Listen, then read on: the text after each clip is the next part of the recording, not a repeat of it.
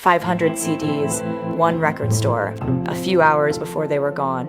On Friday, August 21st, Olivia Rodrigo did something almost nobody does anymore in 2026. She released a brand new song on a physical CD, and only a physical CD. No streaming, no announcement blast, just 500 copies, sitting in a single independent record store in Tustin, California, waiting for whoever showed up. They sold out within hours. The song is called Serena Joy. It's named after a character from the Handmaid's tale. And depending on who you ask, it's either the most political thing Olivia Rodrigo has ever released, or a punk-spirited protest anthem she'd been sitting on for a year, waiting for exactly the right moment to let it out. That moment is now. Here's the story.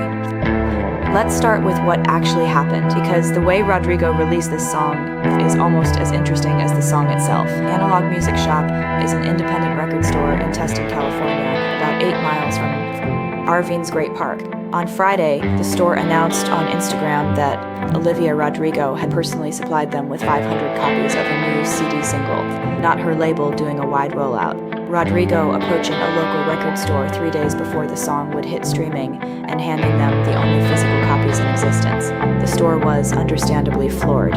When we heard that Olivia Rodrigo was bringing an all-women music festival to Orange County, we were honestly just excited to see something this special happening right here in our hometown, they wrote. As one of the closest record stores in the area, we wanted to find a way to support Daisy Chain Fields. Rodrigo gave them that way, and she framed it around something bigger than a song drop.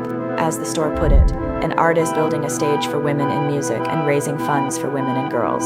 An artist willing to support a local independent record store, and a hometown getting to be part of something really special. The 500 copies vanished within hours. By the weekend, they were showing up on eBay and resale marketplaces for hundreds of dollars each.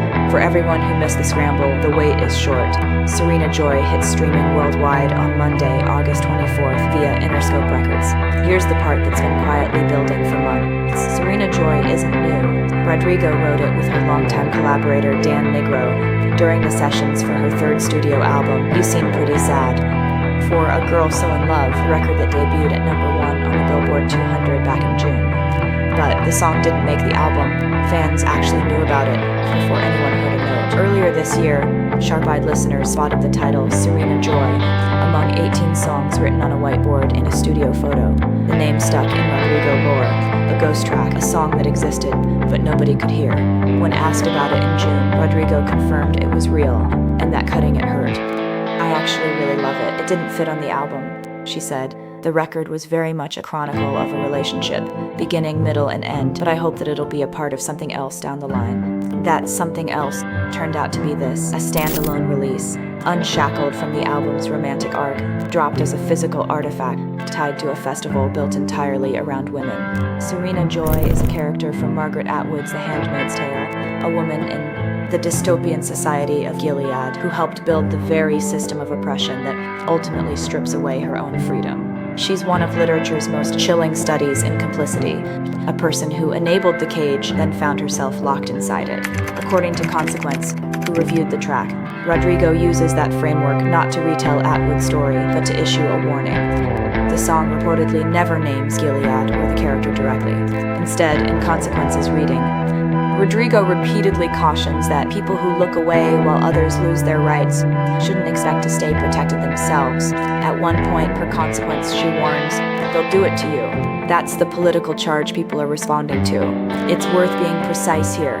The harder political interpretation comes largely from that one outlet's read of the lyrics, since the song wasn't widely available yet at the time of writing. What's confirmed across multiple sources is the spirit of it. The music universe described Serena Joy as punk in spirit, angsty, urgent, and rooted in protest energy. So whether you read it as an explicit political statement or a more atmospheric protest song, the through line is consistent. This is Rodrigo stepping outside heartbreak and into something with sharper teeth. None of this is an accident. The timing, the venue, the all-women framing, it all points to one event.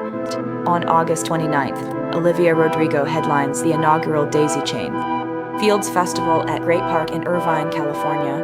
It's her festival, an all-women lineup, already sold out, built around supporting women in music and raising money for organizations benefiting women and girls. portion of net proceeds from Serena Joy itself will be donated to the Daisy Chain Fields Fund, and the lineup is genuinely staggering. Rodrigo is joined by Chappelle Roan, Doechai, Mitski, Bikini Kill, Garbage, The Breeders, Katsier, and more, with special guests reported to include Karen O, Sarah McLachlan, and Stevie Nicks. In a detail that says a lot about the festival's philosophy, the sets are staggered so that no two performances overlap. Fans don't have to choose between artists. Everyone gets to be seen. A song about complicity and the oppression of women, released to fund a festival lifting women up, dropped first at a local record store 8 miles from the festival grounds. Every piece of this is deliberate. Rodrigo is expected to perform Serena Joy live for the first time at Daisy Chain Fields on Saturday, August 29th. So here's where it lands. Olivia Rodrigo took a song she loved, one she couldn't fit into a breakup record, and turned its release into a statement about physical media, about independent record stores, about women in music, and, if the early reads are right, about the danger of staying silent while other people lose their rights. She could have dropped it on streaming with a splashy rollout.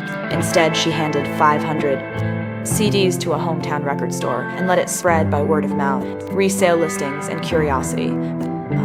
Whether Serena Joy becomes a defining protest song or just a fascinating footnote in her catalog, one thing is clear: Olivia Rodrigo knew exactly what she was doing. And on Monday, the rest of the world finally gets to hear it.